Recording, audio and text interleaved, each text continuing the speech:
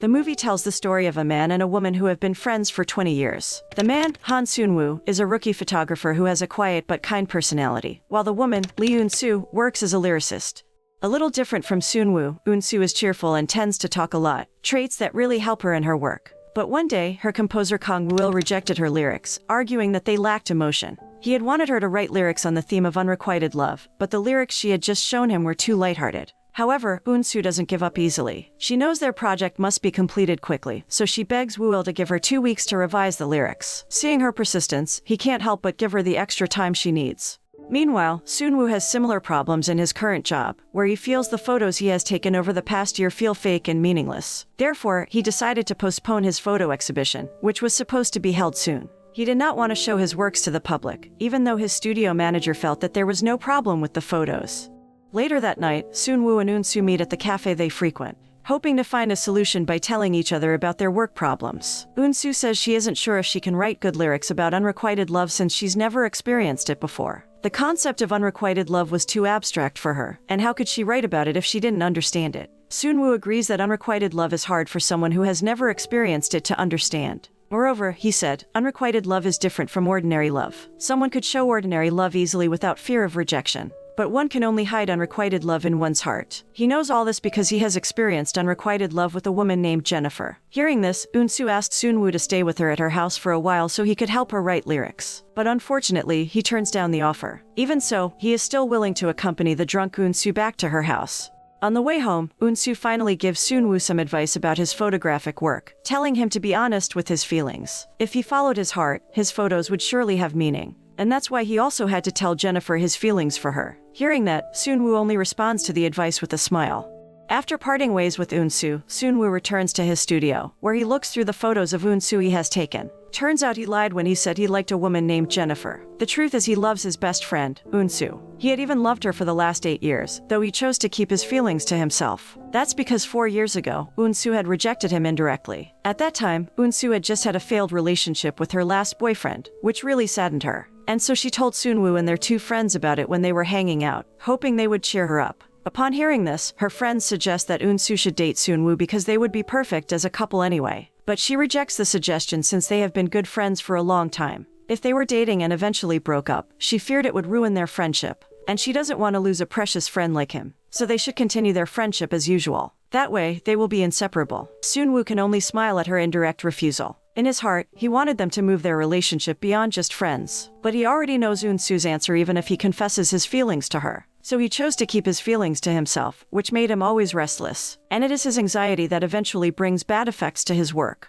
After thinking all night, Soon-woo goes to Eun-soo's house the next day. He finally accepted her offer to live together and helped her to write the lyrics. He had decided to be more honest with his own feelings, and his feelings were telling him that he should help her. Of course, Eun-soo receives his arrival warmly, and they spend their first day living together doing various things happily.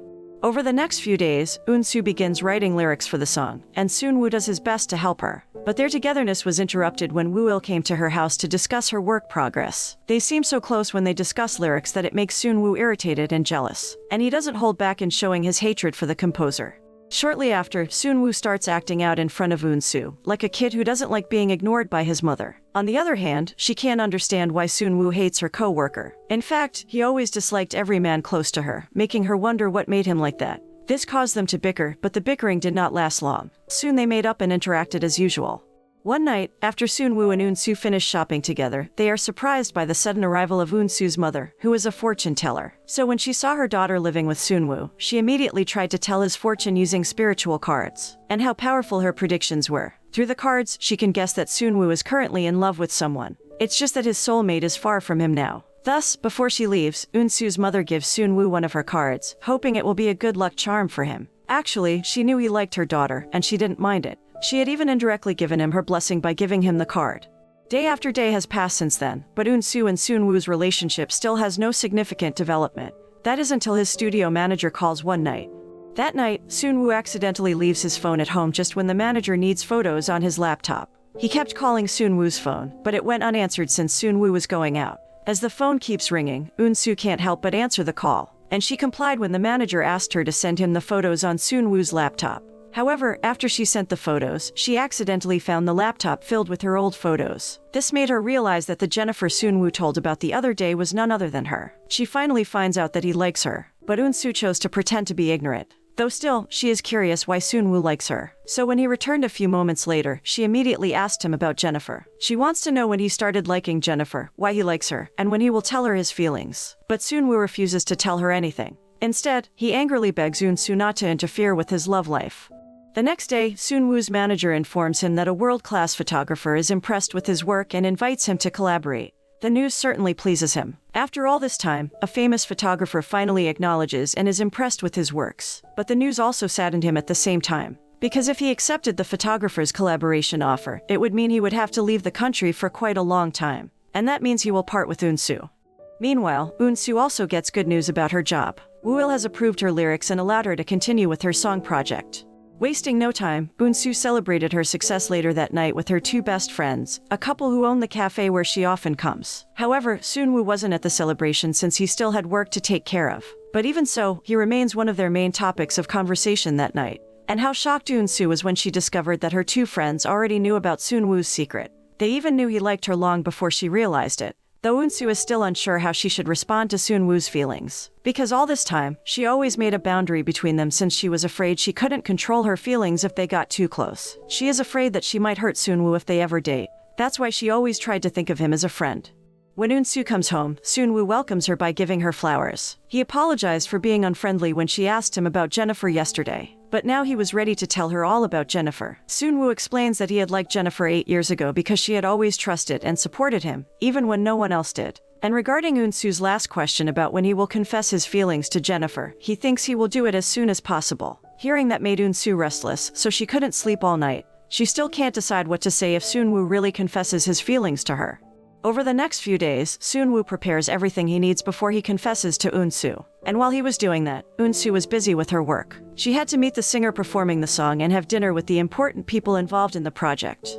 But as it turns out, Soonwoo isn't the only guy who loves Eun-soo. All this time, Woo-il has also secretly wanted her, and he even invited her to dinner to confess his feelings for her. He gives her time to think about her answer, and he will be ready to accept whatever her decision is.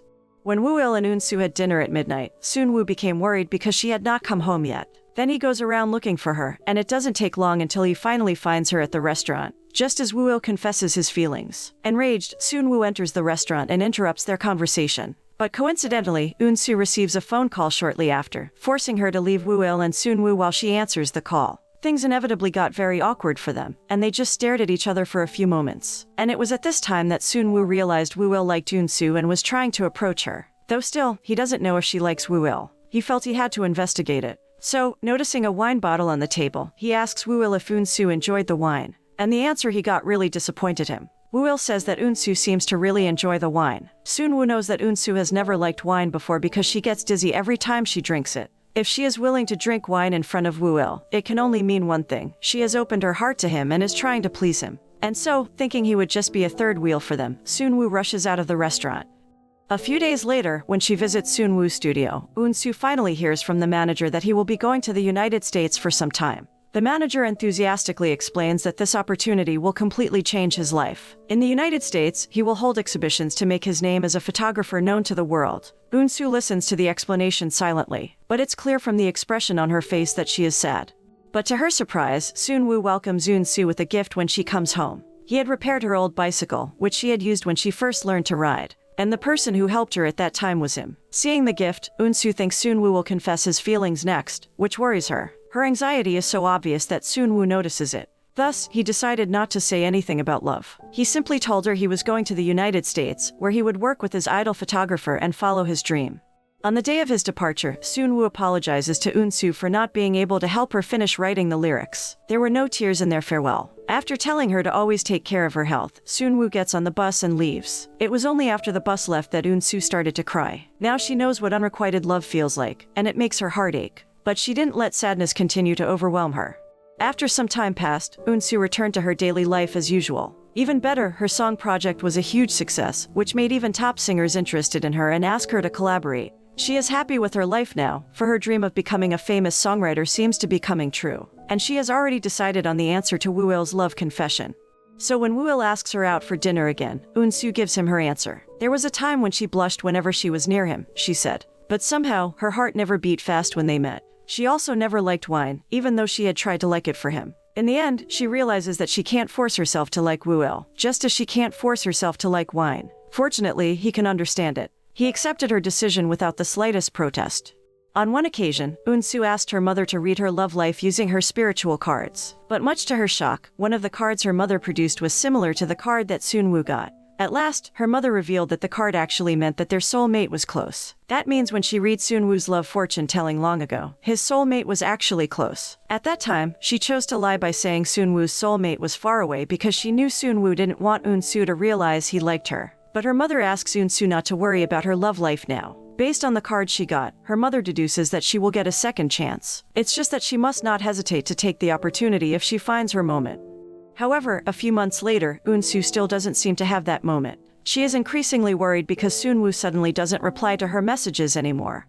One night, when she was playing with the doll left at her house, Eun-woo found a necklace and a letter. Through the letter, Soon-woo wrote down his wish to be with her in every moment of their life. As soon as she reads the letter, Eun-soo thinks that she must make sure that her feelings for Soon-woo are love. And so she again texts him, asking him to call her as soon as he has time. But who would have thought that their meeting would happen the next day because Soon-woo has returned to Korea and brought lots of chocolates for Eun-soo. When they met, he revealed that he would only stay in Korea to take care of his other photography projects. He deliberately did not notify her of his return because he wanted to surprise her. Now that they have met, Eun-soo finally gets to talk about her feelings for Soon-woo. But unfortunately, doubts hit her again, causing her to abandon her plans. It was only after Soon-woo was approached by another woman that she regretted having missed the opportunity. For the next few days, Eun-soo continues to think in dismay. Until one day, she finally found the answer to her feelings. And she decides not to waste another chance. She will confess her feelings to Soon-woo no matter what. For that, she even rented the cafe her friends owned so they could talk freely without being disturbed. Later that night, when Soon-woo arrives at the cafe, Eun-soo shows him the lyrics to a song she hasn't finished yet. The last two verses of the lyrics read, "I am starting to like you more, and I will protect you." She only needed one more verse to complete the lyrics, but she couldn't do it because she always thought of him when she was about to write. In the past, when Soon-woo left her for military service, Eun-soo cried bitterly. At that time, she thought that she was crying because she was left by a friend who was so precious to her. She also cried when Soon-woo left for the United States, but then she realized she was crying because she loved him. She didn't know when she started loving him. All she knew was that she cried because the man she loved had left her. Now Eun-soo knows how Soon-woo felt when he hid his feelings for her for 8 years. Before, she thought that unrequited love was a sweet thing. But she has now realized how bitter unrequited love can be. Because every time she thought of him, her heart ached. That's why she wanted to apologize because she could only return his feelings now. Hearing her confession, Soon-woo was silent for a few moments before picking up her notebook and writing the last verse of her lyrics. The final verse reads, "Stay by my side, I love you." With that, he kissed her, marking the start of their relationship as lovers, not just friends. The moral that can be learned from this movie is, if we love someone, we better say it before it's too late.